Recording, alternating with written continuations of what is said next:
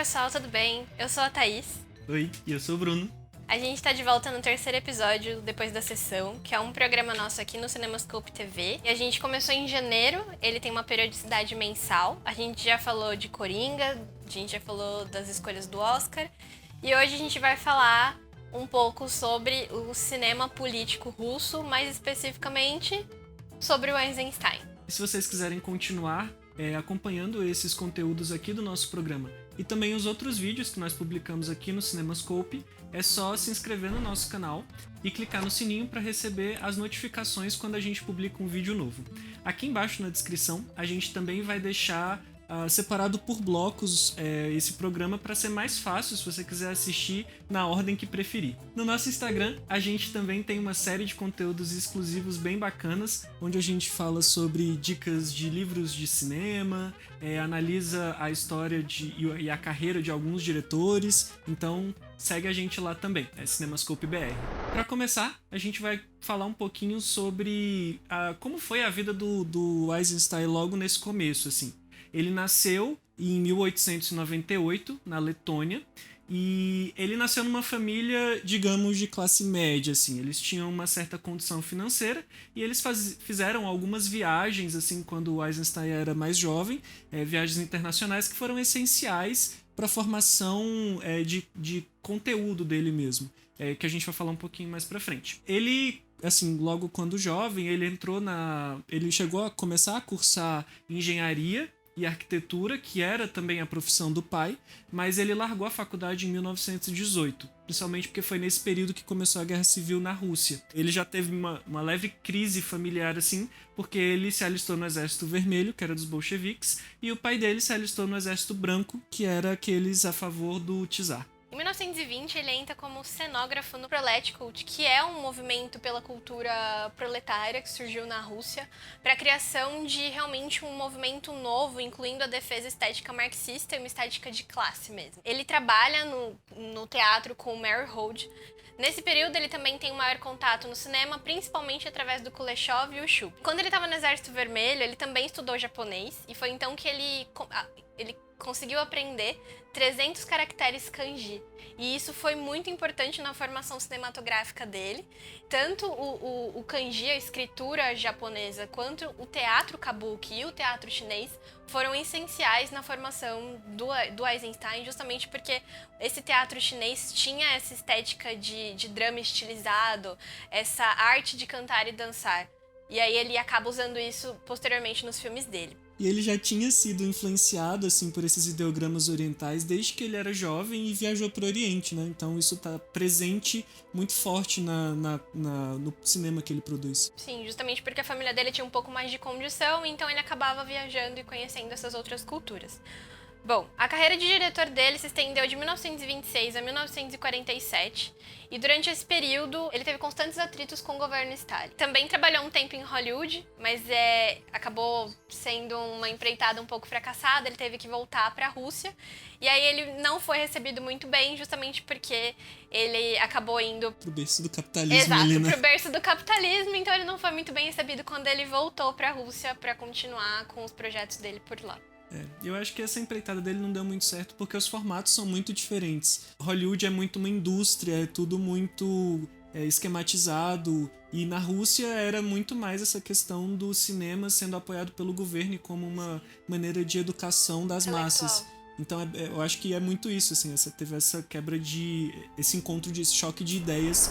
Se a gente for pensar o cinema russo, que era produzido no início do século XX, mais ou menos até 1927, todos os filmes que eram produzidos ali, eles eram pró-czar. Com a Revolução, o novo governo que chegou ao poder, ele entendia o cinema como uma ferramenta. O cinema era tão importante para o novo homem soviético quanto outros temas como educação, saneamento básico. Então, eles investiam bastante no cinema. Por isso, a gente tinha toda uma série de cineastas muito conhecidos, como o próprio Eisenstein, claro, o Pudovkin, o Kuleshov, todos eles, por verem a importância, por reconhecerem a importância do cinema como esse meio de comunicação das grandes massas, né, esse meio de educação das grandes massas, eles entenderam que o papel deles como artistas era justamente apoiar esse desenvolvimento ali do que estava acontecendo, esse momento revolucionário,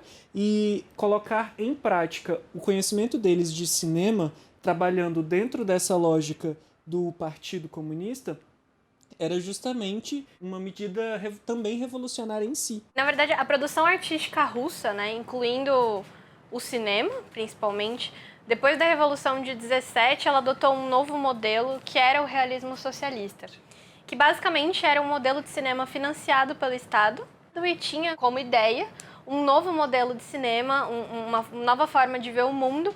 E caso vocês queiram entender um pouco mais sobre o que é o realismo socialista e outras correntes cinematográficas e outras teorias, é só acompanhar a nossa série, o Ismos para Entender o Cinema, aqui no canal, que daí dá para entender de uma forma bem didática como que funcionavam essas várias movimentações do cinema. Então essa ideologia do realismo socialista, ela era apoiada num estudo mais teórico e era um pouco mais inacessível ao cidadão comum, que na maior parte da Rússia era analfabeto. Então foi com essas propostas concretas que o Partido Socialista, que o Partido Comunista, que começou a espalhar essa revolução para essas pessoas que não tinham acesso, né, às correntes teóricas e ao estudo intelectual mais a fundo de universidade. Foi com o cinema que eles conseguiram popularizar isso. Era mais fácil, né? Era uma linguagem mais acessível para o público. E aí a grande questão é que nessa época pós-revolução, a Rússia passou por grandes carências, assim. Faltava comida, faltavam vestimentas, faltavam... assim, em resumo, faltava muita coisa, quase tudo. E entre o que faltava, também estava a película para você produzir os filmes. E aí, como resultado, como os diretores eles não tinham a quantidade necessária de película necessariamente para rodar grandes filmes, eles se dedicaram ao estudo do que eles já possuíam. Então, esse é um dos motivos pelos quais, na Rússia, a montagem foi tão forte nesse período, porque eles faziam exercícios práticos, eles pegavam os filmes internacionais que eles recebiam, muita coisa sendo produzida em Hollywood, principalmente do Griffith. O Griffith era assim, um modelo diante do que ele fazia. O Griffith é o pai da montagem clássica. O filme Intolerância era um modelo para os russos, assim, e eles faziam muitos exercícios práticos com os filmes do Griffith. Então eles pegavam aqueles filmes, o rolo mesmo, e faziam exercícios de montagem. Eles remontavam os filmes. E o grande resultado é que, com isso, o cinema soviético produziu assim, obras basilares. Assim, são obras que são representativas até hoje e são consideradas parte essencial do que o cinema se formou. Nessa época, eles usavam muito os filmes para poder passar a mensagem do que o partido queria, do que a Revolução Bolchevique representava na Rússia. Então, o cinema produzido nessa época, assim, pós-Revolução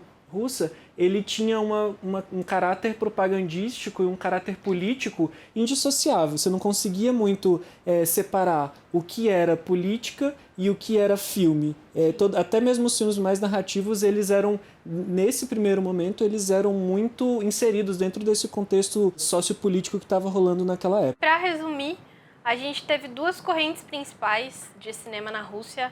Até 1932, a corrente em vigor era o formalismo soviético, do qual o Eisenstein era um expoente, que era mais voltado para uma forma narrativa, para uma forma representativa, com a dialética da montagem, que a gente vai falar um pouco mais para frente. Era um estilo de cinema um pouco mais opaco, que não te dava todas as informações, mas que acabava dando as representações e aí o resultado vinha da cabeça do espectador.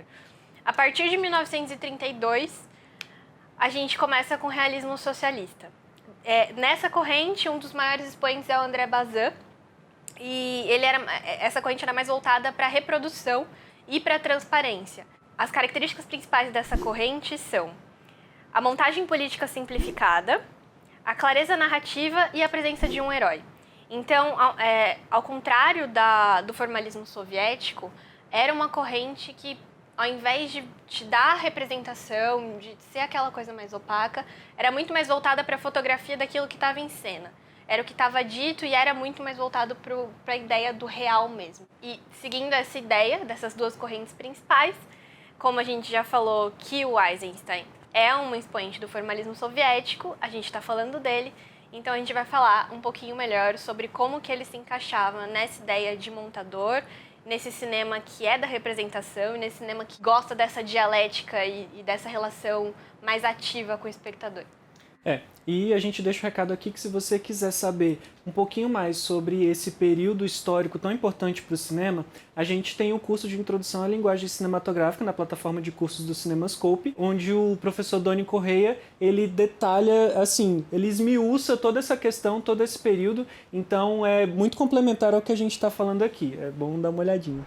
E aí o Eisenstein colocou as características artísticas dele a favor da Revolução, porque para ele a própria forma da arte deveria ser inovadora, porque justamente a Revolução Russa foi uma forma de acabar com a política anterior e com a velha forma de fazer as coisas, então para ele a própria arte deveria ser inovadora, porque as velhas formas de expressão já não eram mais adequadas para aquele momento. Só que o lance é que mesmo com o governo a favor, o governo dando tanta importância ao cinema, mesmo assim o Eisenstein ele tinha vários embates com o próprio governo em si, porque para o governo o cinema tinha que ser uma coisa leve para as massas, elas precisavam entender as mensagens que o partido queria transmitir.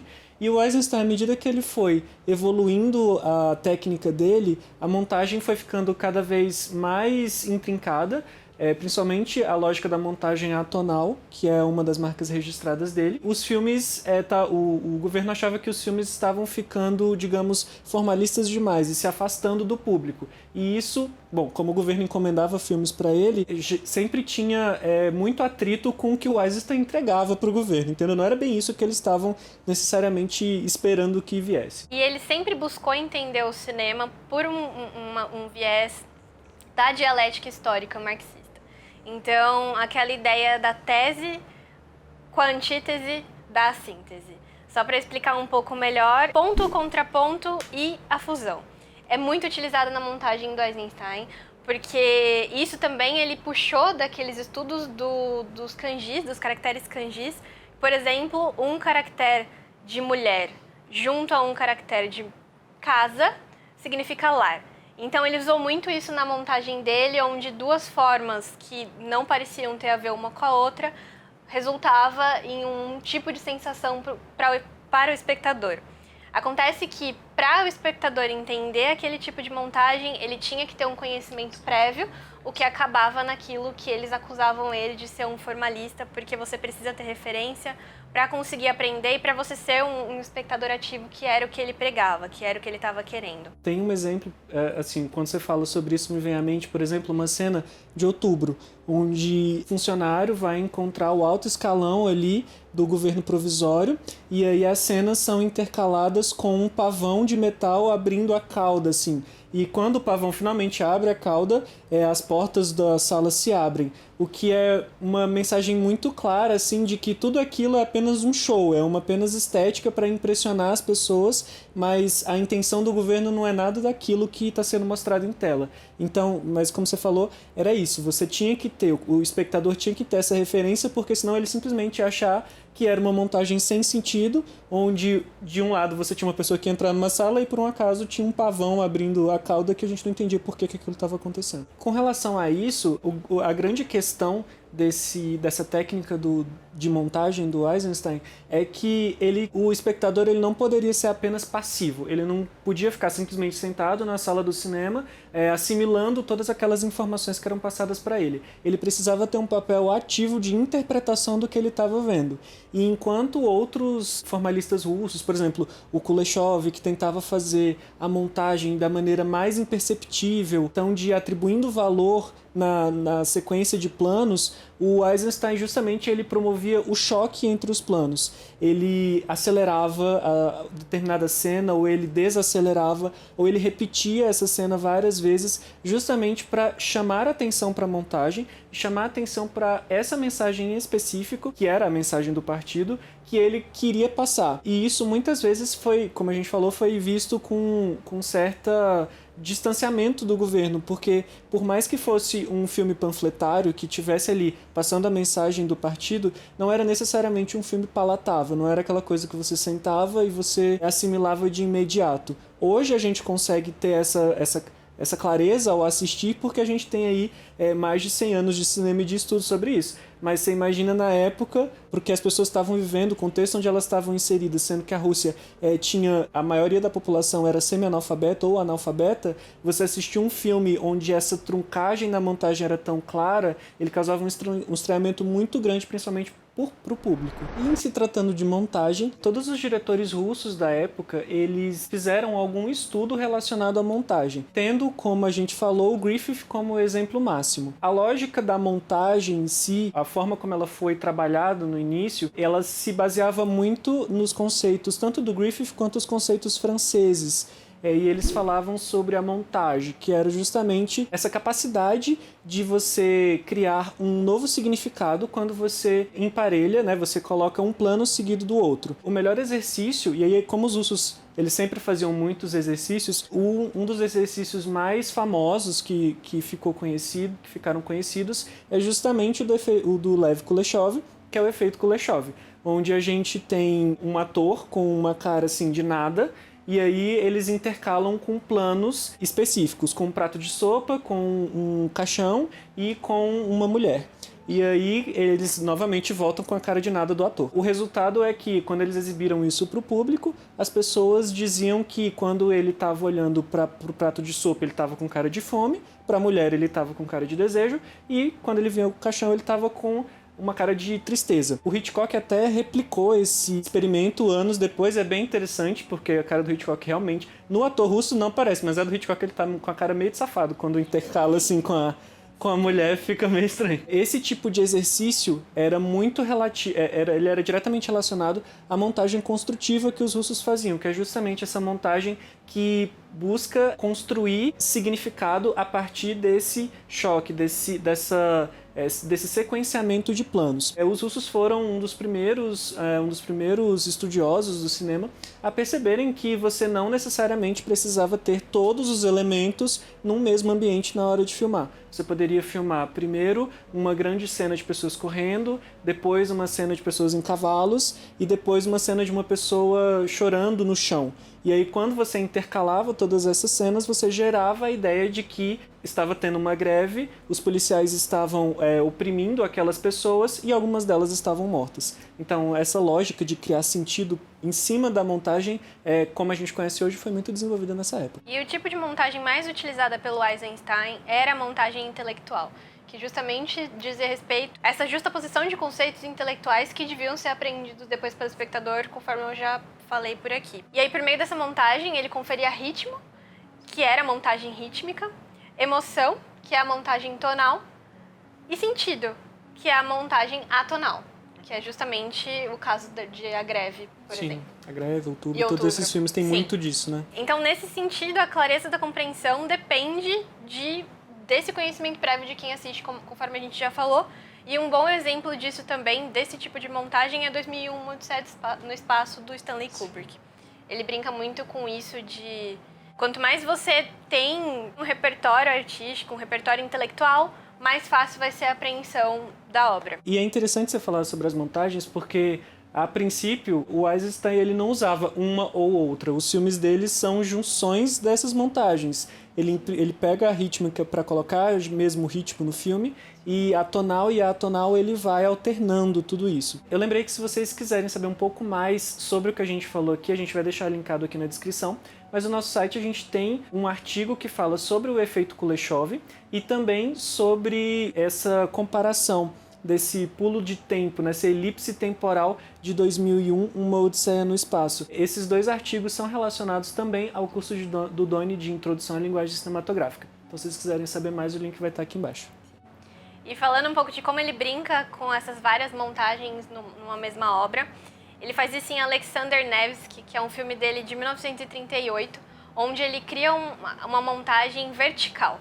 Ou seja, ele aborda um todo dialético que inclui o som e a cor na montagem fílmica, na montagem da cena. Então, tem diversas linhas, né, diversas camadas de montagem, que ele acaba abordando a dramaticidade, essa temática, a sonoridade, a plástica, tudo junto numa mesma montagem. E aí ele cria essa maravilha de partitura, é quase uma partitura, que é a montagem vertical. É muito legal porque dá pra você ver como ele consegue, acompanhando a batida crescente da música, ele vai crescendo também as ações no filme, e às vezes você tem uma descida na música, e às vezes os personagens em tela fisicamente também descem. É uma coisa de louco, assim, é um pensamento muito aprofundado no fazer cinema pra você conseguir produzir um negócio desse. E um trabalho muito próximo com o compositor e com todas as pessoas que estão ali trabalhando junto com ele. 3 filmes que a gente vai falar aqui são filmes que foram encomendados pelo governo, que são A Greve, Encoraçado do Potemkin e Outubro.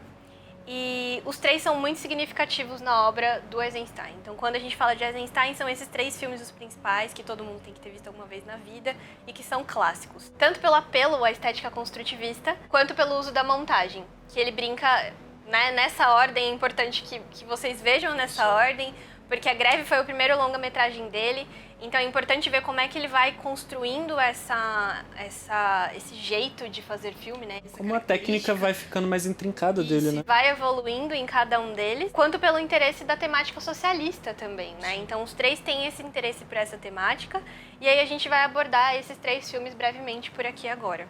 Se você nunca viu nenhum filme dele, a gente sugere que, sim, você pode assistir na ordem que quiser, mas a gente sugere que você veja nessa ordem, né? A Greve, o Encoraçado e Outubro, porque começa do mais palatável para assistir até o que causa mais disrupção assim, na cabeça da pessoa na hora que ela tá assistindo. E o primeiro filme que a gente vai falar aqui, rapidamente, é sobre A Greve. É um filme de 1925.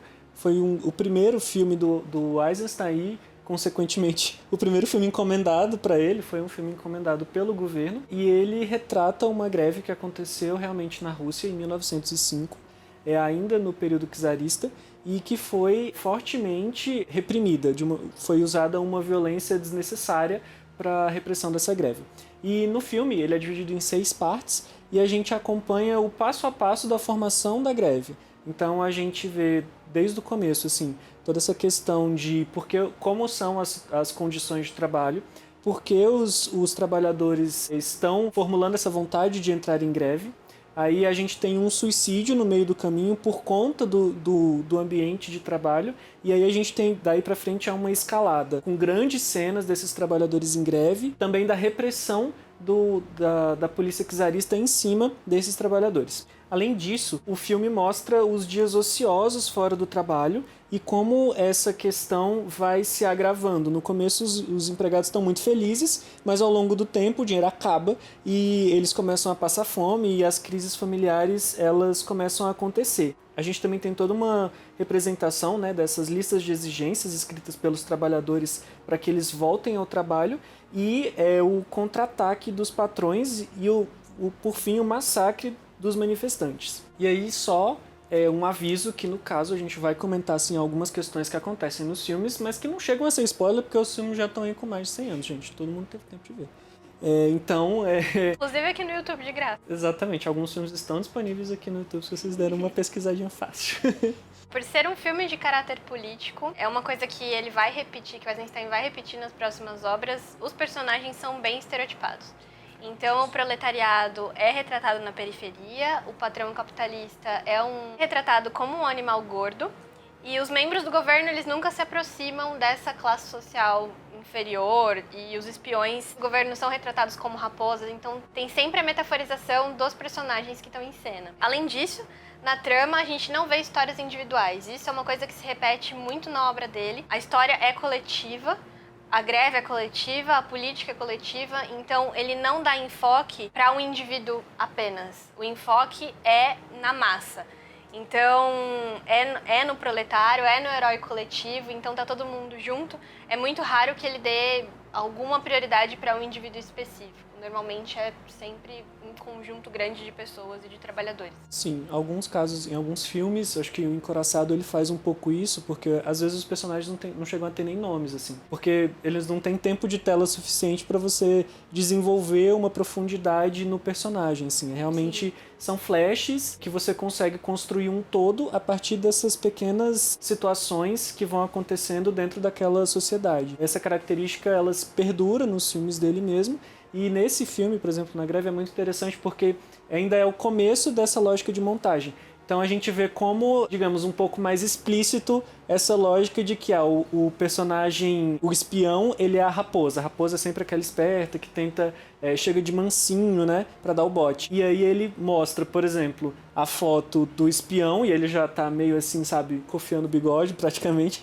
E aí, em seguida, tem um corte seco que ele mostra o animal, tipo, a raposa passando. Então, hoje, pra gente, isso é muito óbvio, mas na época, geralmente, causava estranhamento. Então, a gente vai partir agora pro Encouraçado Potemkin, que é de 1925, foi feito logo depois da greve. Conta a história de um motim que aconteceu no Encouraçado Potemkin, em 1905. Ele foi encomendado para o aniversário de 20 anos desse motim. A tripulação se amotinou contra os oficiais por causa das condições de trabalho no navio.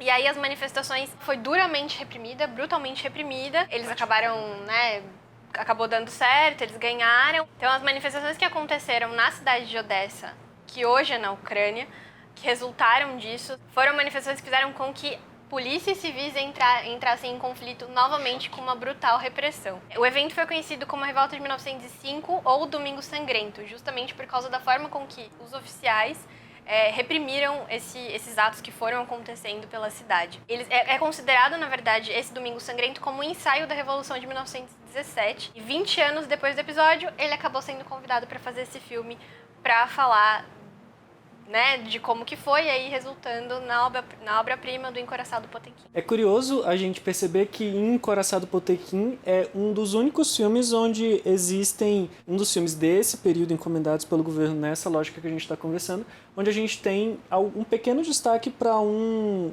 personagem, que no caso que é o marinheiro do Encouraçado, que acaba sendo assassinado. O primeiro marinheiro que é morto por conta do motim. Nesse filme, no Encouraçado Potemkin, ele é dividido em 5 partes. Essa também é uma característica muito comum nesses filmes que a gente vai analisar hoje. Todos eles são divididos em partes bem claras, assim. Esse é dividido em 5 partes que estão encadeadas em ordem, querendo ou não, digamos, narrativa, ordem cronológica, mas que se você assistir cada uma delas separadamente, elas têm a capacidade de passar uma mensagem mesmo assim. E essa é uma dos pontos positivos da forma como o Eisenstein montava os seus filmes. De longe, a parte mais conhecida desse filme é justamente a parte número 4, que é quando a gente tem o massacre na escadaria de Odessa. Essa cena, ela se tornou emblemática para o cinema, é uma das mais conhecidas e também uma das mais reproduzidas. No filme a gente tem a cena mais clara. Essa cena já é muito clássica, mas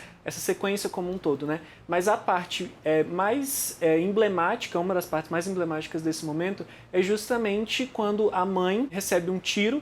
A gente vê um carrinho de bebê descendo desgovernado as escadas em meio a essa repressão das forças policiais czaristas contra a população. Como eu falei, essa cena foi reproduzida várias e várias vezes, sendo que talvez a mais famosa, depois dessa que é a original, é justamente a do filme Os Intocáveis, do Brian De Palma. Também é legal ver no filme do Hitchcock, Correspondente Estrangeiro, ele faz uma alusão bem clara também a essa cena, onde também acontece um assassinato. O curioso é que, na verdade, o massacre não aconteceu na escadaria de Odessa. A cena se tornou tão clássica que quase se tornou um capítulo da história, assim. Existiu essa repressão policial contra a população de Odessa, mas ela se deu assim em pontos espalhados da cidade. O trabalho do Eisenstein como diretor foi justamente reunir todas essas situações em um lugar mais emblemático, que é justamente a escadaria. Sim, e novamente aqui nesse filme a gente vê que ele cria personagens que são arquétipos, né? Que são representações, que são metáforas de classes sociais, e ele volta a trabalhar com imagens de multidões organizadas, novamente assim como a greve. Nesse filme, o Eisenstein achou que ele deveria proceder à montagem do ritmo, e não da história, e não necessariamente do roteiro, apesar de o roteiro ser amarrado, a história e as partes contarem uma história em si, ele achou que o importante era o ritmo. Por isso ele corta entre os rostos, ele corta a cena em que o tiro foi dado, ele não te deixa muito tempo olhando para um personagem específico, justamente para você não criar uma afeição a esse personagem. Ele cria, na verdade, uma metáfora e um símbolo de uma luta do povo contra o regime czarista, e não de um indivíduo contra o regime. Ele chegou a ter tanto poder, esse filme, que ele foi banido em vários países, inclusive na Rússia, Veja bem. Porque o governo acreditava que ele tinha um poder muito grande de incitar as massas, e isso nunca foi uma coisa boa, nunca foi uma coisa segura de ser feito. Mesmo após a revolução que tinha acontecido. Sim, ele achou que ele ia acabar incentivando as pessoas a irem para as ruas. E ele se tornou o exercício, depois de Griffith, o exercício de montagem mais importante da história do cinema. Sim, é porque é muito interessante. À medida que você vai assistindo, essa sequência da escadaria de Odessa que você falou faz total sentido porque ela é uma crescente permanente. Assim, você não tem um fôlego, não tem uma baixa. Ela só cresce, cresce, cresce e ela é um pouco extensa. Então você fica quase sem fôlego quando você está assistindo, porque a montagem, a forma como o Eisenstein trabalha a montagem, ela é muito imersiva. Então você entra na história e você realmente é uma experiência assim, sem muitas formas de caracterizar, de tão imersivo que é, talvez uma das mais imersivas que a gente tem no cinema. Outubro é um filme de 1927. A trama de Outubro ela se passa logo depois da Revolução de 1917, quando o regime menchevique cai na Rússia e é tomado, e o Exército Vermelho toma o poder. A história se passa com trabalhadores tomando consciência, né, de classe, tomando consciência da revolução e de que as suas vidas e a vida do povo no geral mudou depois dessa nova reformulação na Rússia. O filme também foi encomendado pelo governo em comemoração aos 10 anos da Revolução. Então, a Revolução foi em 1917, o filme é de 1927, então é o terceiro filme que o governo encomenda para Eisenstein. Ele se utiliza novamente dos 3 artifícios que a gente já falou anteriormente. A imagem do líder revolucionário, que no caso nesse filme era o Lenin, as metáforas visuais e a ausência de um protagonista só, que é o filme com as massas mesmo, levando a ideia de o personagem principal ser o povo, e não o indivíduo apenas. Nesse filme, acho que foi por isso que a gente deu a dica de que se você nunca assistiu nada do Eisenstein, você seguir essa listinha que a gente deu, é porque a montagem em Outubro, ela é frenética, assim. O Eisenstein, ele faz a junção de imagens que às vezes duram segundos na tela, elas geram quase um caleidoscópio visual, assim, é um ritmo muito intenso do que a gente está assistindo. E às vezes, eu até estava conversando com a Thaís, quando eu assisti, eu fiquei refletindo. Tem um determinados momentos, quando eles têm a cena da dança, ou então quando chega realmente na parte da Revolução, os cortes são tão rápidos que eu fiquei me perguntando se eu realmente tinha visto aquilo ou se tinha sido já uma imaginação diante daquela sequência tão rápida de imagens que estavam acontecendo na tela. Então, às vezes, eu não conseguia identificar, tipo, inconscientemente eu tinha visto, mas o meu consciente ficava me perguntando durante o filme se aquilo realmente tinha passado na tela. De tão intenso. Então, nesse filme, o Eisenstein já demonstra um completo domínio e digamos que seria a lógica da montagem construtivista no seu ápice, né? A montagem atonal tá, assim, deslumbrante. A gente consegue ver todas as características de cenas, repetição de cenas aceleradas, cenas retrocedidas. Tem uma cena interessante que, logo no começo, eles derrubam a imagem do czar, representando a queda do regime czarista, mas o governo provisório não adiantou muita coisa. Então, a gente tem a cena onde a estátua do czar é novamente construída, só que não são pessoas construindo, é a cena como se ela estivesse sendo rebobinada, assim, a gente vê os pedaços da estátua voltando. Então, é um exercício completamente primoroso que ele fez, e a conquista é, assim, incrível. Tanto é que Outubro ele ficou conhecido como o filme que retrata esse período na Rússia. Todas as vezes que as pessoas vão falar sobre esse período da Revolução, Outubro é tido como o carro-chefe e o principal elemento para explicar o que aconteceu.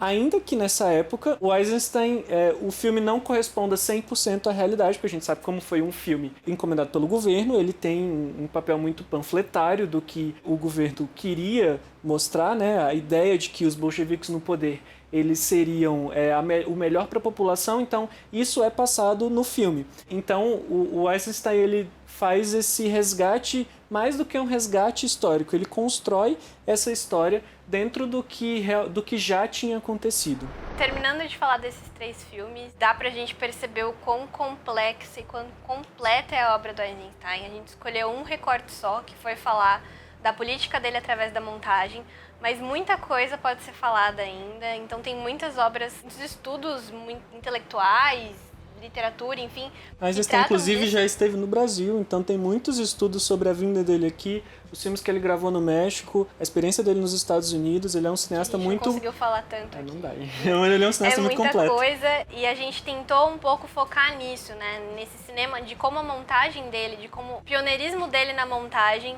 foi utilizado politicamente nesse momento específico na Rússia. E além dele ser um diretor, ele foi um grande teórico do cinema. Ele foi muito prolífico, então ele estudava bastante, ele se dedicava quase a todas as horas que ele passava acordado estudando cinema e criando teorias, fazendo exercícios sobre montagem. E o resultado é que até hoje essas teorias criadas por ele são estudos básicos assim, na hora de começar a entender o que é fazer o cinema. E todos esses artigos ainda são muito orientadores para a forma como o cinema funciona hoje. Além de que as técnicas criadas por ele nesse período influenciaram profundamente o cinema que a gente assiste hoje. Eu acho que seria completamente diferente se não tivesse havido tanto a Revolução quanto a atuação do Eisenstein e dos outros diretores russos nesse período. Para entender um pouco mais também, tem duas obras dele, duas coletâneas dele que são essenciais para entender o cinema, que é O Sentido do Filme e A Forma do Filme. Em todas as cartilhas de como estudar cinema e como aprender cinema, essas obras são basilares para a gente entender não só sobre montagem, sobre direção, mas sobre história mesmo de cinema e como que esse desenvolvimento se deu ao longo do tempo. Bom, gente, é isso. Muito obrigada por acompanhar a gente novamente nesse vídeo. No mês que vem a gente vai estar aqui de novo. No próximo episódio a gente vai falar sobre dois cineastas muito queridos, o Guilherme Del Toro e o Hitchcock, e a gente vai estabelecer um comparativo entre dois filmes que são muito similares, mas que às vezes a gente não percebe, que é Interlúdio do Hitchcock e A Colina Escarlate do Guilherme Del Toro. Espero vocês por lá. É isso, gente. Muito obrigada. Até a próxima. Tchau, tchau. Quer ter acesso a conteúdos mais aprofundados sobre cinema? Então conheça a plataforma de cursos do Cinemascope.